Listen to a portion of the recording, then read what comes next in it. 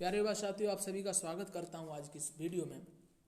साथियों, आज हम एक कविता पढ़ेंगे जिसका शीर्षक है कविता की बहाने, और इसे लिखा है कुमार नारायण ने, और इसे हमने उठाया है कक्षा 12 की पाठ्य पुस्तक आरोह के अध्याय 3 से। तो सबसे पहले कवि के बारे में जान लेते हैं, जिससे आपकी जिज्ञासा कविता की आखिरी पंक्ति और आखिरी शब्द तक बनी रहे। दोस्तों, कुमार नारायण साहब का जन्म सन 19 सितंबर 1927 को फैजाबाद उत्तर प्रदेश में हुआ था। इनकी कई प्रमुख रचनाएं हैं जिन्हें हमने यहाँ पर भी लिखा है। उसमें पहली है चक्रव्यूह, इन दिनों, और जो आपकी कविता है वो भी इन दिनों काव्य संकलन से ही ली गई है। मेरे साक्षात्कार, चूँकि ये एक पत्रकार थे तो ये इन्होंने कई साक्षात्कार भी लिए हैं, तो उन्हें एक संकलित करके पुस्तक की शक्ल दी है जिसका नाम लिखा मेरे साक्षात्कार, कोई दूसरा नहीं इत्यादि। इनके बारे में विशेषता ये है कि इन्हें सन 2005 में साहित्य का सर्वोच्च पुरस्कार दिया गया था जिसका नाम होता ज्ञानपीठ। इससे पहले ये ऑटोमोबाइल फैक्ट्री में भी कुछ इनका बिजनेस था, जो पुश्तैनी बिजनेस था वो करते थे। इनके बारे में एक फैक्ट मुझे याद आता है कि जब 1992 में बाबरी मस्जिद को ढा दिया गया था, उसका ढांचा, तो अगले दिन उन्होंने एक कविता लिखी थी हे राम करके कुछ, और उस पर जो है उन्होंने एक समालोचनात्मक रवैया रखा था अपना। उसमें उन्होंने कुछ बातें की थी जिसको आप नेट से भी पढ़ सकते हो। तो उसके अगले दिन ये टहलने जा रहे थे तो कुछ लोगों ने इनको घूरते हुए इन पे, मतलब एक कहते हैं कि मुझ पे इन्होंने अपनी आत्मकथा में तो ये लिखा कि मुझ पे आक्रमण करने के लिए वो लोग आए थे। उन्होंने कहा कि वो राम कविता तुमने नहीं लिखी है? तो इन्होंने कहा मुझे लिखी। तो वो घूरते हुए चले गए थे, क्योंकि इनके ये कह रहे थे कि मतलब मेरे अंदर बहुत आत्मविश्वास था, तो उसको देखते हुए वापस चले गए थे। तो ऐसी कुछ चीज़ें इनके साथ जुड़ी हुई हैं जिसको आप पढ़ सकते हो, इंटरनेट पर भी मिल जाती हैं। इनकी मृत्यु हो गई थी 15 नवंबर सन 2017 में, अभी से 4 साल पहले। तो जो कविता है कविता के बहाने, उसके प्रसंग के बारे में हम देखते हैं, और उसको मैंने बहुत अच्छी तरीके से सारगर्भित तरीके से लिखा है। अगर आप ऐसे बिल्कुल सेम टू सेम पेपर में भी लिखते हैं तो मुझे लगता है कि आपको निश्चित रूप से फायदा होगा। प्रसंग यह है कि प्रस्तुत कविता शीर्षक कविता के बहाने प्रसिद्ध कवि श्री कुमार नारायण के कविता संग्रह इन दिनों से ली गई है। यह कविता होने के विस्तीर्ण दायरे को प्रदर्शित करती है। आखिर एक कविता का कविता होना भी तो अपने आप में एक मायना है, और उसी मायने को विस्तृत तरीके से यह कविता प्रस्तुत करती है।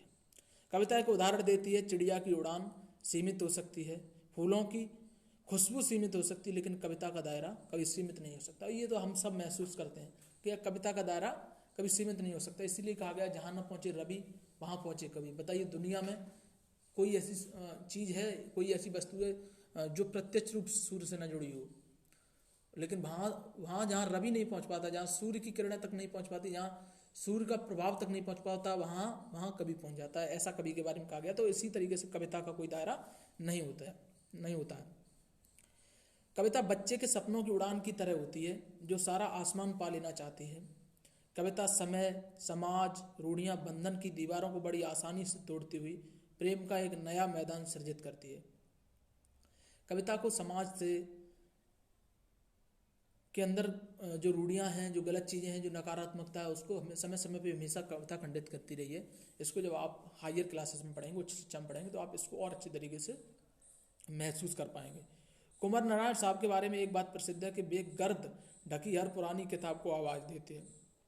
चूँकि वो एक पत्रकार थे, उनके बारे में ये कहा गया कि जिन किताबों पर गर्द पड़ जाती है, मतलब जो भी लोग हैं, जो भी समाज के वो हिस्से, वो लोग जो दबे कुचले रह जाते हैं, उनको आवाज़ देने का काम कुमार नारायण जी ने अपने काव्य के माध्यम से किया है। यहाँ पर कविता कोश का मूल स्वरूप प्रदान करने की वकालत करते हैं। वे उसे यांत्रिकता से निकालकर प्राकृतिक स्वरूप में लाना चाहते हैं। वे कविता के उसको मूल स्वरूप, जो आज की कविताएं आप देखेंगे उसमें यांत्रिकता आ गई है। व्यवसाय के आधार पर, राजनीति के आधार पर जो कविताएं लिखी जा रही हैं, तो ये उसकी वकालत नहीं करते थे। ये कहते थे कि कविताओं का मुख्य उद्देश्य जो है समाज का भला होना चाहिए, और उसी को ये प्राकृतिक स्वरूप में प्रस्तुत करने की वकालत करते हैं। जिस वजह से इन्होंने यहाँ पे हमने लिखा है कि ये कविता को न्याय देने की बात करते हैं। और कैसे देने की बात करते हैं वो आगे आइए हम कविता में जानने की कोशिश करते हैं। तो चलिए, पहली ये 6 पंक्तियाँ हैं कि कविता के बहाने। कविता एक उड़ान है चिड़िया के बहाने। जैसे चिड़िया उड़ती है, चिड़िया आसमान में उड़ना चाहती है, वैसे कविता भी कल्पना शक्ति को पंख बना करके आसमान में उड़ना चाहती है। कविता की उड़ान भला चिड़िया क्या जाने, लेकिन उसकी भी एक विशेष उड़ान है, लेकिन शायद चिड़िया कभी कविता की उड़ान नहीं जानती है, या उसकी उड़ान से कविता की उड़ान की तुलना नहीं की जा सकती है। बाहर भीतर इस घर उस घर, कविता के पंख लगा उड़ने के माने, चिड़िया क्या जाने। चिड़िया अपने गंतव्य पे जाती है उड़कर, लेकिन कविता अंदर बाहर भीतर समाज रूढ़ियाँ न जाने क्या क्या विषय रहते हैं कविता के, इन विषय की विविधताओं के बारे में चिड़िया नहीं जान सकती।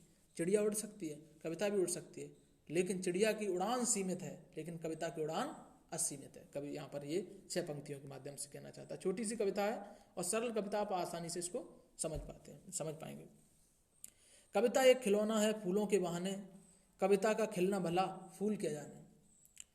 कविता भी खिलती है, जैसे ही कवि के चेहरे पर मुस्कान आ जाती है, जब वो एक कविता को संपूर्ण कर सकता है, अपना कर देता है, उसको अपनी कलम दबात से एक कोरे कागज पर जब उतार देता है तो कविता खिल जाती है, उसके अंदर से सुगंध आने लगती है। लेकिन फूल के अंदर भी बहुत बेहतरीन सुगंध आती है, लेकिन वो एक निश्चित समय के लिए है। आज सुबह आज शाम को फूल तोड़ा, वो शाम तक चल जाएगा, और हो सकता है सुबह तक चल जाए या कल शाम तक चल जाए, लेकिन उसके बाद उसकी खुशबू नेचुरल जो खुशबू है, उसकी प्राकृतिक जो उसकी विशेषता वो उसकी जाती रहेगी। लेकिन कविता आप पढ़ेंगे कि आप कितनी पुरानी सदियों, अमीर खुसरो जब लिख रहे थे कविताएं, कालिदास जी जब कविता लिख रहे हैं, या वाल्मीकि जी ने जब संस्कृत में पहली कविता की, उसकी खुशबू आज दिन तक हम लोग महसूस कर पाते हैं। समझ रहे हो?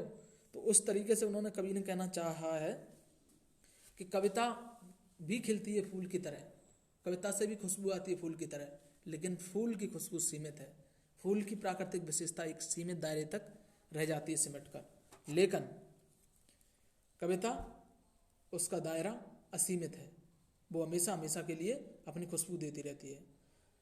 अब बाहर भीतर इस घर उस घर, बिना मुरझाए महकने के माने फूल क्या जाने। वो कविता जहाँ जाती है, जिस समाज जो लोग गाते हैं उस कविता को, उसके स्वरूप में ढल जाती है, वो उस अनुरूप में खुशबू देने लगती है। लेकिन फूल हमेशा एक तरह की खुशबू देगा, उसका एक निश्चित दायरा है, वो सीमित है। और इस कविता की असीमित परिधि के बारे में फूल कुछ नहीं जानता, कभी ये कहना चाहता है। कविता एक खेल है बच्चों के बहाने, बाहर भीतर यह घर वह घर, सब घर एक कर देने के माने, बच्चा ही जाने। अब यहाँ पर कवि को इन पंक्तियों में वो अपना पूरा ये बताने की कोशिश कर रहा है कि आखिर कविता फिर है क्या। इन पंक्तियों में देखिए आप, आखिरी पंक्तियों में वो कहना चाहता है कवि के जो कविता है वो एक बच्चे के समान होती है। अगर आपकी किसी से लड़ाई हो जाए और आप उसके घर में नहीं जाएंगे, जितने समझदार लोग हैं उसके घर में नहीं जाएंगे, उससे बोलेंगे चालेंगे नहीं, लेकिन बच्चा वो क्या जाने, वो ऊंचा नीचा गरीब रंग जाति कुछ नहीं जानता है। वो समाज की सारी रूढ़ियों को, सारे आडंबरों को तोड़ते हुए, उस जो बैर की दीवार है, जो लड़ाई की दीवार है, उसको नांगते हुए वो दूसरे आपको जिसको आप शत्रु बोलते हैं उसके घर भी चला जाएगा, और वो भी शत्रु होगा। उसके अंदर भी अगर जरा सी भी करड़ा हुई तो उस बच्चे को उठाएगा और गोद में खिलाने लगेगा। तो कविता भी वैसा ही उसका स्वरूप है कि कविता हमेशा जो शोषक वर्ग है उसके ऊपर कुठाराघात करती है, लेकिन शोषक वर्ग के अंदर अगर जरा भी करड़ा है तो वो उस कविता के मायने को समझेगा, उसको गाएगा। तो ये कविता की असीमित परिधि है। जिस तरीके से एक बच्चा समाज की रूढ़ियों को तोड़ता जाता है और प्रेम का मैदान कर देता है, विस्तीर्ण मैदान का निर्माण कर देता है, उसी तरीके से कविता विस्तीर्ण निर्माण करती है एक प्रेम के मैदान का, जिसको हमने यहाँ पे प्रसंग में भी लिखा है।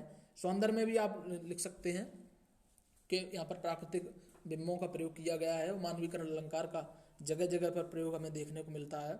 साथ में पदों को गाया जा सकता है तो इन्हें गे बोला जा सकता है, ठीक है।